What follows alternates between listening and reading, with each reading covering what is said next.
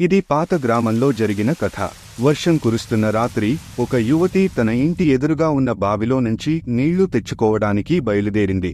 బావి దగ్గరికి వెళ్లి నీళ్లు తెస్తున్నప్పుడు వెనుక నుంచి ఒక చల్లని వాయువు వచ్చింది.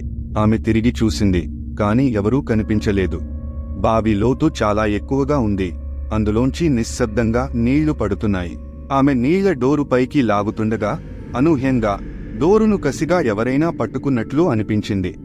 భయంతో తిరిగి చూసింది, కాని ఎవరూ లేరు. ఈసారి ఆమె కాస్త సమర్థతతో పట్టుకుని పైకి లాగింది.